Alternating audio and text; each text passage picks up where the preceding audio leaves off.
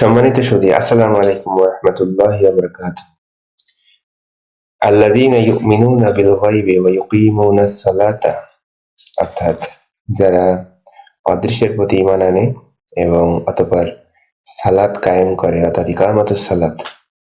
সুতরাং আমরা যারা কোরআন থেকে উপকৃত হতে চাই, কোরআন থেকে হেদায়েত নিতে চাই, বেনিফিট নিতে চাই, তাদেরকে আনবিলিভ আনসিনের পরে অবশ্যই ফোকাস করতে হবে, ডিপলি ফোকাস করতে হবে ইকামতুস সালাত, অর্থাৎ নামাজ প্রতিষ্ঠা করা। সো ইকামতুস সালাত, হোয়াট ইজ ইকামতুস সালাত? So this is the third condition, তৃতীয় শর্ত। অলরাইট, যারা ইসলামকে মেনে নীরবে বসে থাকবে না, they cannot get benefit from Quran, either they should obey the rules and regulation established নামাজ। সেটাই হলো নামাজের মাধ্যমে তাদেরকে দেখিয়ে দিতে হবে যে তারা 5 ওয়াক্ত নামাজ নিয়মিত পড়ছে। That would be very necessary. বাস্তব আনুগত্যের প্রধান এবং স্থায়ী আলামত হলো নামাজ। সুতরাং আমরা যারা শুধুমাত্র ইসলামকে মেনে নিব কিন্তু তারা কিন্তু নীরবে বসে থাকবো না, তাদেরকে বাস্তবে দেখিয়ে দিতে হবে আল্লাহকে যে আমরা পারফর্ম করতেছি। সুতরাং বাস্তব আনুগত্যের প্রধান এবং স্থায়ী আলামত হলো নামাজ। একজন মানুষ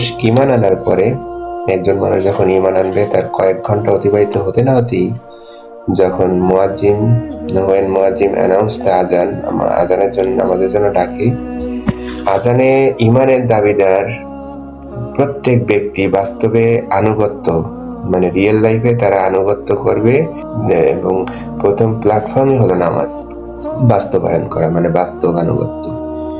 সুতরাং this announcement by the Lord of the world who actually create this universe, and মুয়াজ্জিনের মাধ্যমে এই অ্যানাউন্সমেন্টটা হয় 5 times. So when মুয়াজ্জিন announce azan, their regular duty, they listen the azan, they perform 5 times, maintain rules, regulation, time management, ensure the time management, very accuracy, very deep concentrate, focus each and every step. If they cannot fulfill, their faith remain weak and going down. সুতরাং ইকামাতুস সালাত একটি ব্যাপক এবং পূর্ণ অর্থবোধক বিষয়। এখন আমরা চলে আসি প্রখ্যাত মুফাসসির হাফেজ ইবনে কাসির রাহমাতুল্লাহ আলাইহি তাফসীর অনুসারে ইকামতুস সালাত অর্থ কি। আগে আসি সালাত শব্দের অর্থ প্রার্থনা বা দোয়া। আমাদের অবশ্যই মনে রাখতে হবে সালাত শব্দের অর্থ প্রার্থনা অথবা দোয়া। অ্যাকর্ডিং টু শরীয়ত বিশেষ গুরুত্বপূর্ণ ইবাদত, ভেরি ইম্পর্টেন্ট ইবাদত, যে একজন মানুষ মুসলমান হওয়ার পরে নামাজটা কেন এত গুরুত্বপূর্ণ? এটা বিশেষ গুরুত্বপূর্ণ ইবাদত নামাজ, যা আমরা সবাই নামাজ নামে সর্বজন পরিচিত। সুতরাং ইকামতুস সালাত, নামাজ জীবনে প্রতিষ্ঠা করা, নামাজ নিজের জীবনে প্রতিষ্ঠা করা। ইকামত অর্থ, এখন আমরা আসি ইকামত শব্দের অর্থ কি। ইকামত শব্দের অর্থ সোজা করা, স্থায়ী করা। ফর এক্সাম্পল, চারা গাছ রোপণের পরে আমরা যখন খুঁটি বা লাঠি দিয়ে গাছটিকে সোজা করে রাখি, কারণ কি চারা গাছটি যাতে ভেঙে না পড়ে, হেলে না যায়।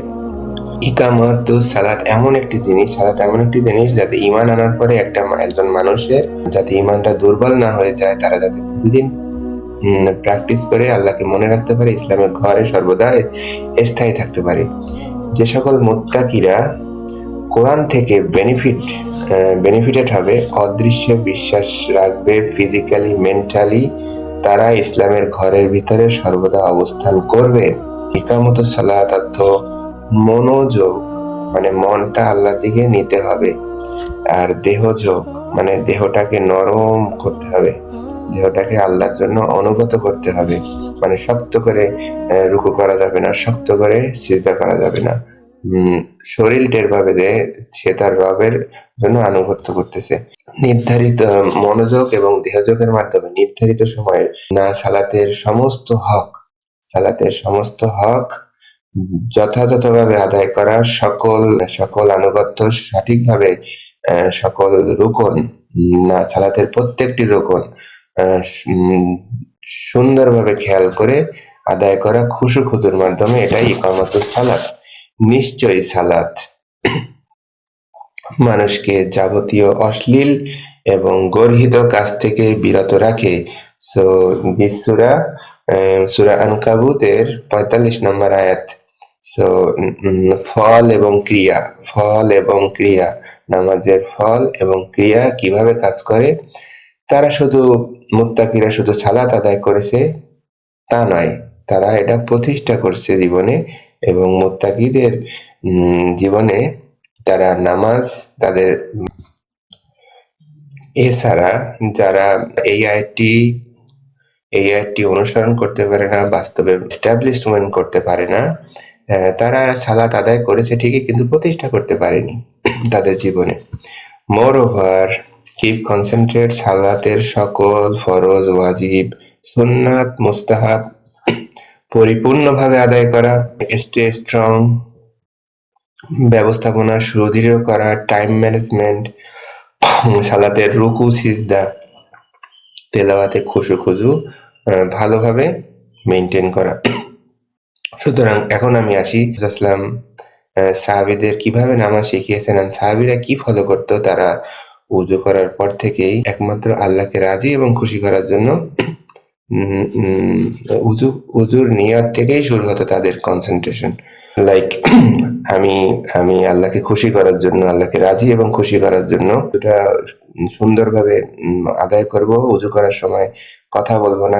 আর উজু করার পরে যখন মসজিদে মুসল্লিরা প্রবেশ করবে, আমরা অবশ্যই খেয়াল রাখবো উজু থেকে শুরু করে নামাজের শেষ অবধি আমরা একমাত্র আল্লাহকে রাজি খুশি করার জন্য নামাজ পড়বো, যেমন সাহাবীরা। এমন না হয় ভিতরে যে কে কিভাবে বসছে, কে কিভাবে তাকাচ্ছে, আমি সব খেয়াল রেখে অন্য মানুষের খেলে চলে গেলাম, তাহলে আমি যে একজন প্রধানের রবের ঘরে প্রবেশ করলাম কিন্তু আমি মনোযোগ রাখতে পারলাম না, তাহলে আমার মনোযোগ থাকলো না, নামাজে খুজু প্রথমেই ব্যাহত হয়। সুতরাং প্রখ্যাত মুফাসসির হাফেজ ইবনে কাসির রহমতুল্লাহ আলাইহি বলেন, সালাতের খুশু অর্থাৎ ধ্যান ও বিনয় তারাই অর্জন করে যে নিজের অন্তরকে সবকিছু থেকে ফিরে শুধুমাত্র সালাতের মধ্যে নিবিষ্ট রাখে। আই রিপিট অ্যাগেন, সালাতের খুশু অর্থাৎ ধ্যান ও বিনয় তারাই অর্জন করে যে নিজের অন্তরকে সবকিছু থেকে ফিরিয়ে শুধু সালাতের মধ্যে নিবিষ্ট করে। এছাড়া মুসনাদে আহমদে রাসূল সাল্লাল্লাহু আলাইহি ওয়াসাল্লাম বলেছেন, একটি হাদিস বর্ণনা করে বলেছেন, সালাতেই দান করা হয়েছে আমার চক্ষু শীতলতা। মানে তিনি প্রিয় নবী মুহাম্মদ সাল্লাল্লাহু আলাইহি ওয়াসাল্লাম তার চোখের শীতলতা অনুভব করতেন সালাতের মাধ্যমে। এছাড়া সূরা বাকারায় বলা হয়েছে ৪৫ নম্বর আয়াতে, সালাত অবশ্যই কঠিন মনে হয়, তবে খুজু অর্থাৎ ধ্যান ও বিনয় অবলম্বনকারীদের জন্য নয়, তারা অবশ্যই মজা পায়, শান্তি পায়। এছাড়া সূরা নিসার ১৪২ নম্বর আয়াতে বলা হয়েছে, নিশ্চয়ই মুনাফিকরা যখন সালাতে দাঁড়ায় তখন অলসতার সাথে দাঁড়ায় এবং তারা মানুষকে দেখায় আর আল্লাহকে খুব অল্পই তারা স্মরণ করে।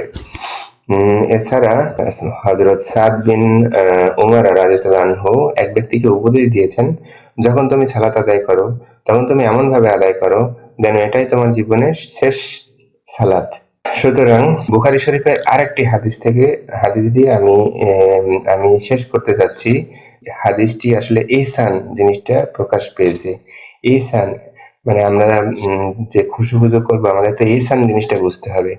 সুতরাং হাদিসে জিবরিল হতে আসছে, তাতে ফুটে উঠছে ধ্যানমগ্নতা এবং বিনয়বতা কাকে বলে। তো ইহসান হচ্ছে আল্লাহর ইবাদত এমন ভাবে করবে যেন তুমি তাকে দেখছো, আর তুমি যদি তাকে নাও দেখো তিনি অবশ্যই তোমাকে দেখছেন। সুতরাং আমরা নামাজের সময় অবশ্যই চিন্তা করবো যে আল্লাহ আমাকে অবশ্যই দেখতেছে। আর সিজদায় আমরা সব থেকে আল্লাহর সন্নিকটে থাকি, তখন বেশি বেশি আমরা দোয়া করব।